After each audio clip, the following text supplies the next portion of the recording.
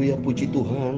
Salam damai sejahtera di dalam cinta kasih daripada Bapa kita Tuhan Yesus Kristus. Dan selamat pagi pada Selasa pagi hari ini tanggal 5 Maret 2024. Kita bersyukur kepada Bapa kita Tuhan Yesus karena anugerah Tuhan senantiasa pelihara kita. Mari sebelum kita beraktivitas pada pagi hari ini, kita datang kepada Yesus. Katakan kepada Yesus, aku mengasihi Engkau Yesus. Dan belajar kita mau taat kepada firman Tuhan. Biar selama kita hidup ini, kita menyenangkan hati Tuhan Yesus. Firman Allah kita baca nanti di dalam Iman pasal 7 ayat 1-38 tentang korban penebus salah, korban penghapus dosa, korban keselamatan. Itu semua ada harga yang harus dibayar. Tapi semua sudah dilakukan melalui pengorbanan Kristus di atas kayu salib. Dan respon kita mari katakan, aku mencintai Engkau Tuhan. Dan kita mau taat kepada firman Tuhan. Saya Pastor Yakub Rahmat akan menyanyikan sebuah pujian. Aku mengasihi Engkau Yesus dengan segenap hatiku. Amin. Aku mengasihi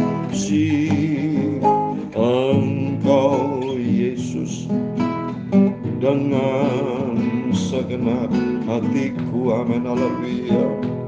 Aku mengasihi Engkau Yesus dengan segenap jiwaku. Ku renungkan firman-Mu siang dan malam, ku pegang perintah-Mu dan ku lakukan. Kau tahu ya Tuhan, tujuan hidupku hanyalah untuk menyenangkan hati-Mu. Amin. Haleluya. Aku mengasihi Engkau Yesus dengan segenap hatiku. Amin. Haleluya. Aku mengasihi Engkau Yesus dengan segenap jiwaku. Amin. Haleluya.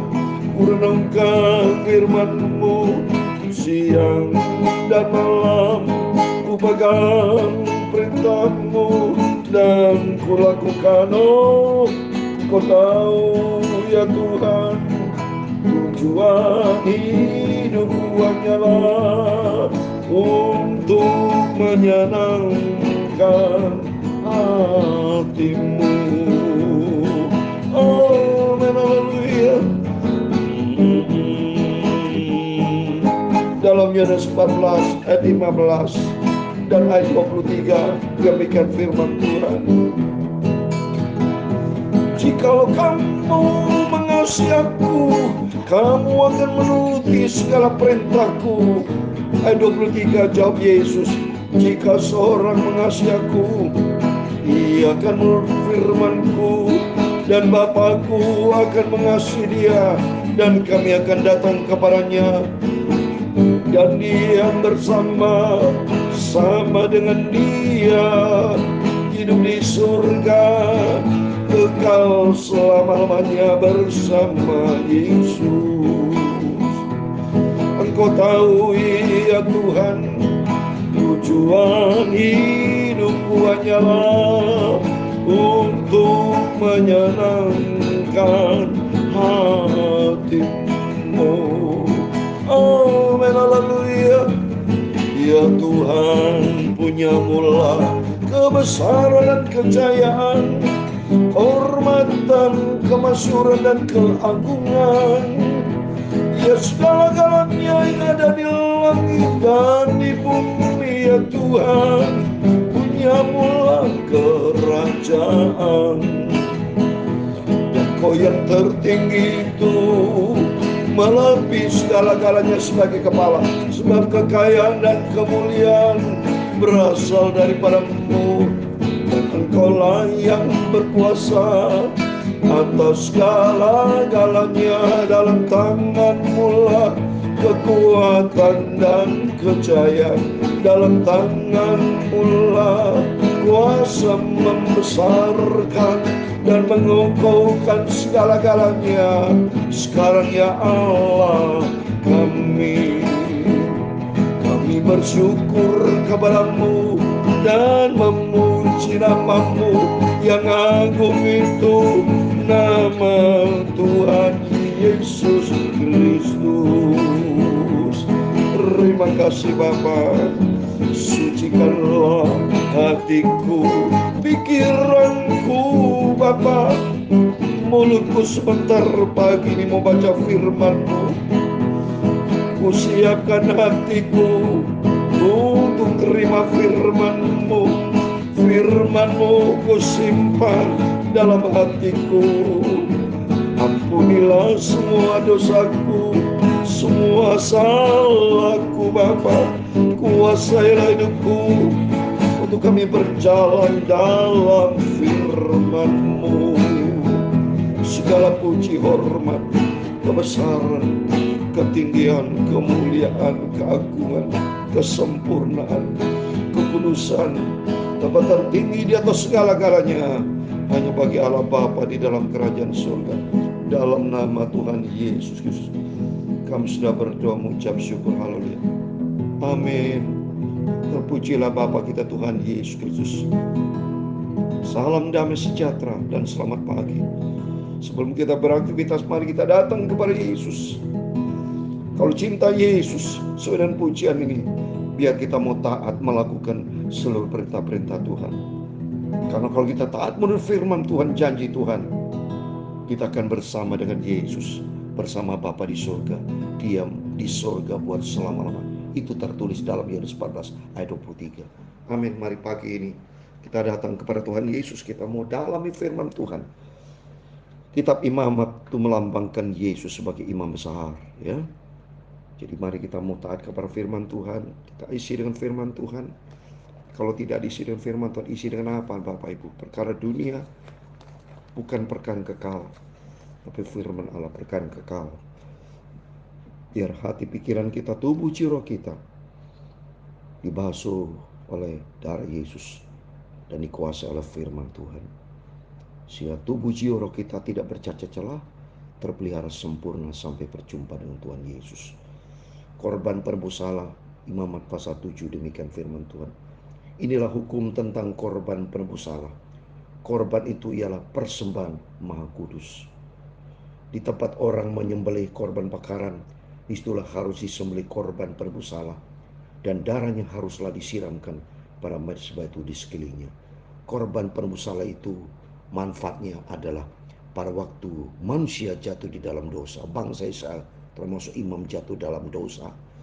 Di sini Tuhan sudah memberikan suatu jalan keluar, korban penebus salah, ya, sehingga minta ampun kepada Tuhan dan selalu darahnya diambil dan tangannya ditumpangkan tangan pada kepala, ya, mungkin itu lembu jantan, ya, domba, dengan arti supaya pada waktu ditumpangkan tangan imam itu dosa salah langsung transfer kepada binatang itu, ya, kepada domba atau kepada kambing, sehingga dia lolos dari dosa. Sehingga di situ terjadi korban pendamaian, ya, korban bakaran, semua dilakukan itu dalam rangka penghapusan salah. Maka di sini kita baca ada korban macam-macam. Berikutnya kita baca, ya, ayat ketiga. Segala lemak dari korban itu haruslah dipersembahkan, yakni ekornya yang berlemak dan lemak yang menutup isi perut, dan kedua buah pinggang dan lemak yang melekat padanya, yang ada pada pinggang dan umbai hati yang harus dipisahkan beserta buah pinggang itu. Haruslah imam membakar semua itu di atas mezbah sebagai korban api-apian bagi Tuhan. Itulah korban penebus salah, dibakar dengan api. Artinya dosa harus dibuang semua, ya. Karena Allah itu Maha Kudus, Tuhan tidak mau kita nih ada cacat celah. Jadi bangsa Israel jadi harus dengan darah, terus dengan api dibakar sampai habisnya. Di situ baru Tuhan ampuni korban penebus salah. Setiap laki-laki di antara para imam haruslah memakannya. Haruslah itu dimakan suatu tempat yang kudus. Itulah bagian Maha Kudus. Seperti halnya dengan korban penghapus dosa, demikian juga halnya dengan korban penebus salah. Satu hukum yang berlaku atas keduanya. Imam yang mengadakan pendamaian dengan korban itu, bagi dia korban itu.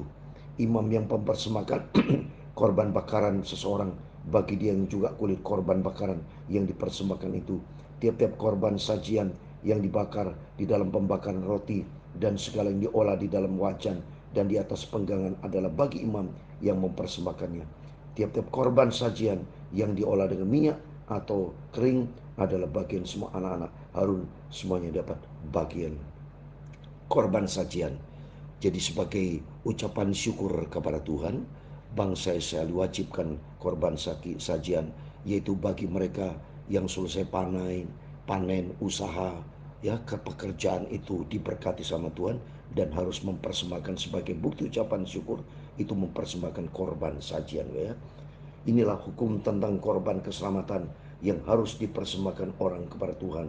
Jikalau ia mempersembahkannya untuk memberi syukur, haruslah beserta korban syukur itu dipersembahkan roti bundar yang tidak beragi diolah dengan minyak, dan roti tipis yang tidak beragi yang diolah dengan minyak, serta roti bundar dari tepung yang terbaik yang teraduk yang diolah dengan minyak. Tuhan atur semuanya. Kalau korban ucapan syukur kepada Tuhan atas semua berkat-berkat, itu korban ucapan syukur kepada Tuhan disertai roti, ya. Itu waktu bangsa Israel saat ini, yaitu hanya dengan sikap hati kita minta ampun sama Tuhan. Lebih jauh lebih sederhana, karena Tuhan Yesus sudah berkorban untuk kita semua, sudah memberikan terbaik. Maka kita ini betul ucapan terima kasih kepada Tuhan, sehingga tidak repot-repot seperti dulu, saudara. Tidak macam-macam, saat ini sederhana, asal kita bertobat minta ampun sama Tuhan. Tuhan sudah menanggungnya di atas kayu salib, ya. Yang harus mempersembahkan persembahannya itu beserta dengan roti bundar yang beragi, di samping korban syukur yang menjadi korban keselamatan, dan daripadanya, yakni dari setiap bagian persembahan itu harus dipersembahkan satu roti sebagai persembahan khusus bagi Tuhan. Persembahan itu adalah bagian imam yang menyirmamkan darah korban keselamatan. Jadi di sini saudara sudah melambangkan ribuan tahun yang lalu, selalu ada roti dan ada darah. Dan kalau kita baca di perjanjian baru, itu lambang daripada tubuh dan darah Kristus. Setiap bulan kita adakan perjamuan Tuhan, kan ada roti dan ada cawan anggur, lambang dari darah Kristus. Jadi semua itu menggambarkan, sudah dinubuatkan dari zaman dulu ribuan tahun yang lalu, saudara. Ya, itu melambang korban dari Tuhan Yesus. Ada roti dan ada darah. Roti bicara tubuh Tuhan Yesus, melambangkan tubuh dan darah yang berkorban di atas kayu salib, ya. Dan daging korban syukur yang menjadi korban keselamatan itu haruslah dimakan pada hari dipersembahkan itu, sedikit pun daripadanya janganlah ditinggalkan sampai pagi. Jikalau korban sembelihan yang dipersembahkan itu merupakan korban nasar atau korban sukarela, haruslah dimakan pada hari dipersembahkannya, dan yang selebihnya boleh juga dimakan pada keesokan harinya. Tapi apa yang masih tinggal dari daging korban sembilan itu sampai hari yang ketiga harus dibakar habis dengan api. Karena jikalau pada hari yang ketiga masih dimakan dari daging korban keselamatan itu, maka Tuhan tidak berkenan akan orang yang mempersembahkannya, dan korban itu dianggap batal baginya, bahkan menjadi sesuatu yang jijik, dan orang yang memakannya harus menanggung kesalahan sendiri. Jadi semua intinya harus taat kepada perintah Tuhan. Kalau tidak taat, batal, saudara. Demikian ini juga buat kita semua, supaya belajar kita taat kepada firman Tuhan. Kalau kita tidak taat, pasti kita berdosa kepada Tuhan. Jadi intinya di sini bicara ketaatan akan perintah dari Tuhan. Bila daging itu kena kepada sesuatu yang najis, jangan dimakan, tapi harus dibakar habis dengan api. Tiap-tiap orang yang tahir boleh memakan dari daging korban itu. Tahir itu kudus, hidup benar, bertobat, ya, ditahirkan, ya. Tapi seorang yang memakan daging dari korban keselamatan yang untuk Tuhan, sedang ia dalam keadaan najis, harusnya nyawa orang itu dilenyapkan dari antara bangsanya. Dan apabila seorang kena kepada sesuatu yang najis, yakni kepada kenajisan berasal dari manusia, atau kepada hewan yang najis, atau kepada setiap binatang yang merayap yang najis, lalu memakan daripada daging korban keselamatannya untuk Tuhan, maka haruslah nyawa orang itu dilenyapkan dari antar bangsanya. Wah, saudara, kalau dulu salah, menyimpang dari ketetapan Tuhan, nyawa saudara korbannya, ya, dihukum mati. Maka kita bersyukur pada di dalam nama Yesus saat ini tidak ada itu hukuman mati. Kalau kita sendiri sudah bertobat kepada Tuhan, hidup dalam kebenaran Tuhan, diampuni oleh dosa oleh Tuhan Yesus melalui pengorbanan Tuhan Yesus di atas kayu salib, ya. Jadi ini zaman dulu, saat ini sudah tidak berlaku sebetulnya. Tapi kaitan dengan sekarang itu hidup bertobat, ya, hidup di dalam firman Tuhan, karena Tuhan sudah melakukan yang terbaik buat setiap kita. Tuhan berfirman kepada Musa, Katakan kepada orang Israel, segala lemak dari lembu, domba ataupun kambing janganlah kamu makan. Lemak bangkai atau lemak binatang yang mati diterkam boleh dipergunakan untuk segala keperluan, tapi jangan sekali-sekali kamu makannya. Iya, saudara, kalau makan lemak dimakan bisa kolesterol, saudara. Ini dari dulu sudah diatur supaya kita hati-hati menjaga kesehatan, ya, karena ayat 325, karena setiap orang yang memakan lemak dari hewan yang dipergunakan untuk mempersembahkan korban apian bagi Tuhan, nyawa orang memakan itu haruslah dilenyapkan dari antar bangsanya. Demikian juga janganlah kamu makan darah ataupun segala tempat kediamanmu, baik darah burung ataupun darah hewan. Setiap orang yang memakan darah apapun, nyawa itu haruslah dilenyapkan dari antara bangsanya. Ya, jadi peraturan dulu sudah, setiap orang makan darah itu sudah dilarang keras. Karena darah lambang daripada nyawa. Jadi arti kalau sekarang sama aja orang itu makan darah sama aja itu membunuh, saudara. Zaman dulu diartikan seperti itu. Membunuh harus dilawan dengan bunuh, dilenyapkan dari antara bangsanya. Ya, darah memang tidak boleh dimakan karena lambang daripada pembunuhan. Ya, Tuhan berfirman kepada Musa demikian, katakan kepada orang Israel, orang yang mempersembahkan korban keselamatan kepada Tuhan haruslah membawa kepada Tuhan sebagai dari korban keselamatan itu sebagai persembahannya. Dengan tangannya sendirilah harus ia membawa segala korban api-apian Tuhan. Adapun lemaknya haruslah dibawanya beserta dadanya, supaya dadanya itu ditunjukkannya sebagai persembahan unjukan di hadapan Tuhan. Lalu haruslah imam membakar lemaknya di atas mezbah, tapi dadan itu adalah bagian Harun dan anaknya. Pakanannya harus kamu serahkan kepada imam sebagai persembahan khusus dari segala korban keselamatanmu. Siapa di antara anak-anak Harun yang mempersembahkan darah dan lemak korban keselamatan, maka dia yang harus mendapat pakanan itu sebagai bagiannya. Karena dada persembahan unjukan daripada dada persembahan khusus ialah kau ambil dari orang Israel dan segala korban keselamatan mereka, dan telah kuberikan kepada Imam Harun dan kepada anak-anaknya. Itulah suatu ketetapan yang berlaku bagi Israel untuk selama-lamanya. Jadi Harun imam, anak imam harus tanggung jawab. Kalau saat ini sama dengan dalam penggembalaan, saya sebagai hamba Tuhan tanggung jawab dari aspek rohani, sudah, supaya betul-betul mendorong jemaat untuk taat kepada firman Allah, supaya menjadi domba-domba. Setiap gembala-gembala harus tanggung jawab kepada domba-dombanya, memberikan makanan rohani supaya domba-domba menjadi sehat rohani, bukan menjadi kambing, supaya menjadi domba-domba penggembalaan yang berkenan sama Tuhan. Ayat 35, itulah bagian Harun dan bagian anak-anaknya dan segala korban apian Tuhan. Pada hari mereka itu disuruh datang untuk memegang jabatan imam bagi Tuhan. Itu yang harus diserahkan menurut perintah Tuhan dari pihak Israel kepada mereka pada hari mereka tidur rapenya. Itulah suatu ketetapan untuk selamanya bagi mereka turun-temurun. Itulah hukum tentang korban bakaran, korban sajian, korban penghapus dosa, korban penebus salah, persembahan pentabisan, dan korban keselamatan. Ayat 38 yang terakhir, yang diperintahkan Tuhan kepada Musa di atas gunung Sinai pada hari Tuhan memerintahkan kepada orang Israel mempersembahkan persembahan mereka kepada Tuhan di padang gunung Sinai. Amin. Demikian firman Tuhan yang kita baca Imamat pasal 7 ayat 1 sampai 38. Berarti kita sudah paham ini aturan yang Tuhan tetapkan zaman ribu tahun yang lalu untuk bangsa Israel. Tidak berlaku saat ini, saudara, ya. Jadi saat ini sudah tidak ada lagi itu korban sajian, korban kebakaran, korban penghapus dosa, korban penebus salah. Ini yang lalu. Tapi kita bisa pelajari bahwa perbedaan yang lalu dan saat ini sama juga dengan kehidupan yang lama, kehidupan yang baru. Kalau kehidupan yang lama banyak, saudara, perbuatan dosa. Tapi kalau kita hidup di dalam Yesus, kita sudah dimerdekakan. Ya, jadi simpel sekali. Setiap dosa yang dilakukan oleh setiap kita saat ini, kita minta ampun sama Tuhan dan kita bertobat. Ya, tapi tidak perlu ada persembahan-persembahan sajian, korban keselamatan, tidak perlu lagi saat ini. Karena apa? Karena Yesus sudah melakukan yang terbaik di atas kayu salib, sudah memberikan yang terbaik. Kutuk dosa kita sudah ditanggung oleh Tuhan Yesus sehingga kita menjadi hamba kebenaran. Yang penting di sini mari mencari perkenanan Tuhan. Biar hari demi hari kita mau taat, kita mau katakan, Yesus, aku mengasihi Engkau, dan kita berjanji untuk senantiasa taat kepada firman Allah.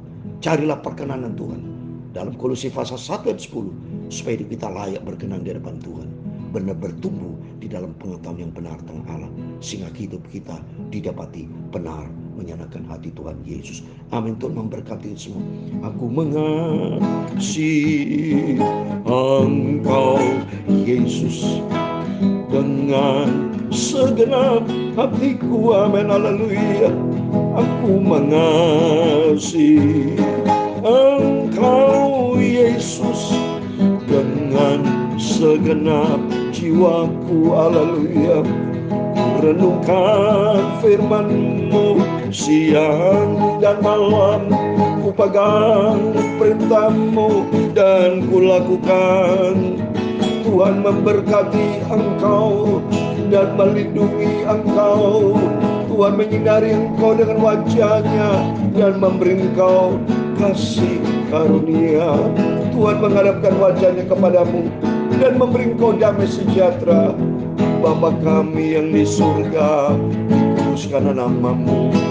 Datanglah kerajaan-Mu, jadilah kehendak-Mu di bumi seperti di surga. Berikanlah kami pada hari ini makan kami yang secukupnya, dan ampunilah kami akan kesalahan kami, seperti kami juga mengampuni orang yang bersalah kepada kami.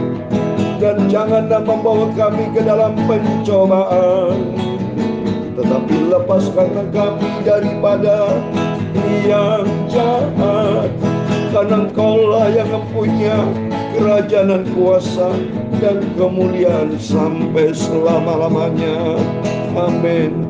Terpujilah Bapa kita Tuhan Yesus Kristus. Selamat pagi, selamat beraktivitas, dan mari kita mencari perkenanan Tuhan. Dan kalau kita berdosa kepada Tuhan, minta ampun, segera minta ampun dan bertobat, dan hiduplah di dalam kebenaran firman Tuhan. Amin. Tuhan memberkati kita semua. Haleluya, puji Tuhan.